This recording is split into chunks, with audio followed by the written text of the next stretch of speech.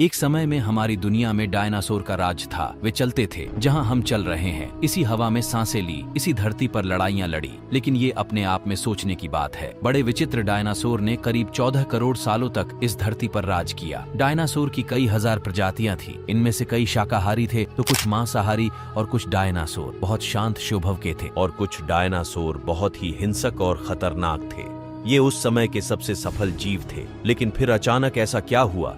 वह कौन सी घटना थी जिसने इनका नामो निशान ही मिटा दिया? इसे जानने के लिए हमें करोड़ों साल पीछे जाना होगा और डायनासोर के उस अंतिम दिन को करीब से देखना होगा। तो आइए चलते हैं आज से 65 मिलियन साल यानी कि 6 करोड़ 50 लाख साल पीछे।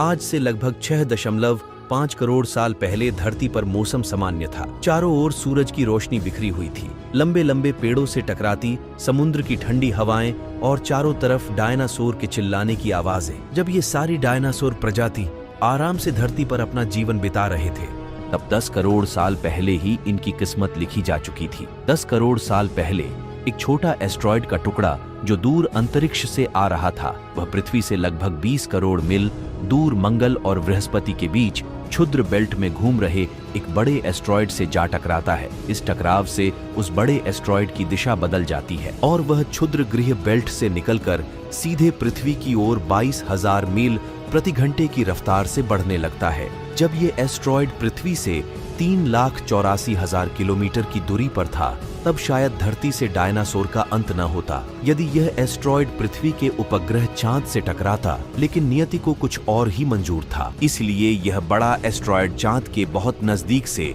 गुजर गया। 40 किलोमीटर के व्यास वाला ये ट्रिलियन मैट्रिक टन का ये एस्ट्रॉयड प्रत्येक सेकंड के साथ साथ पृथ्वी के करीब बढ़ता जा रहा था। ये एस्ट्रॉयड जब पृथ्वी के वातावरण के संपर्क में आया तो इसकी रफ्तार एकाएक 70,000 किलोमीटर प्रति घंटा हो गई।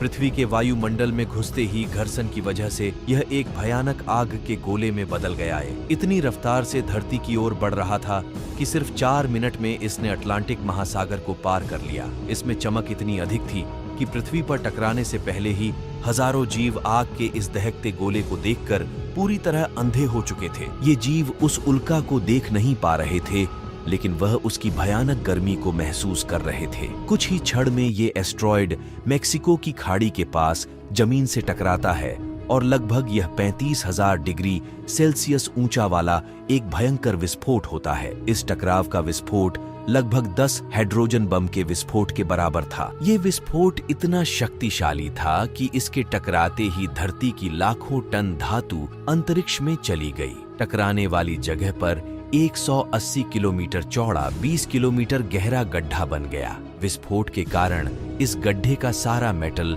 और पत्थर आसमान में धूल के बड़े बादल में बदल गए। 16 मिनट 40 सेकंड बाद जमीनी टकराव की वजह से धरती के अंदर चारों ओर 12.1 तीव्रता की भूकंपीय तरंगे उठने लगी। इस वजह से समुद्र में विशालकाय लहरों का निर्माण हुआ और एक के बाद एक सुनामी की लहरें चारों तरफ बढ़ने लगी। भूकंपीय तरंगों ने सभी सक्रिय ज्वालामुखियों को दहका दिया, जिसके कारण जगह जगह डायनासोर का विनाश शुरू हो गया। धरती के महाविनाश की प्रक्रिया आरंभ हो चुकी थी। इस भयानक विस्फोट में रेडिएशन की मात्रा इतनी बढ़ गई कि इसके 800 किलोमीटर की दायरे में आने वाले सभी जीव जंतु जलकर पूरी तरह राख के ढेर में बदल गए थे। इस महाविनाश में उड़ने वाले डायनासोर जमीनी खतरों से तो बच निकले, ये तो महाप्रलय की शुरुआत मात्र थी। विस्फोट की वजह से जो लाखों टन मेटल धूल और पत्थर अंतरिक्ष में गया था, ठीक 40 मिनट बाद आग के गोले के रूप में वे धरती पर बरसने लगे। साथ ही धूल का एक बहुत बड़ा तूफान 6,000 किलोमीटर प्रति घंटे की रफ्तार से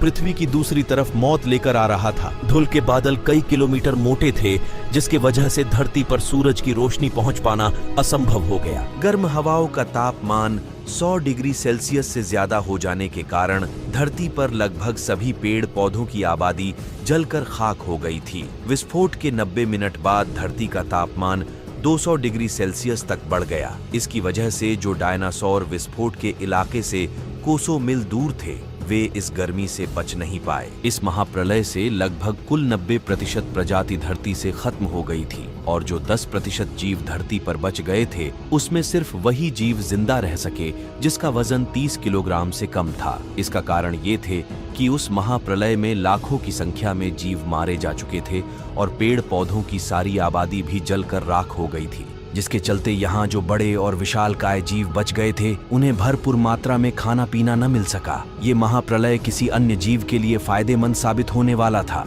धरती पर डायनासोर का अंत एक छोटी प्रजाति के लिए एक सुनहरा अवसर लेकर आया और वह प्रजाति थी मैमल्स की। मैमल्स क्या थे, कैसे बच गए महाप्रलय से, और इंसानों का जन्म कैसे हुआ, ये जानेंगे हम अगले वीडियो में। और अगर आपको वीडियो अच्छी लगी तो अपने दोस्तों के साथ वीडियो शेयर कर लो और चैनल को सब्सक्राइब और वीडियो को लाइक कर लो।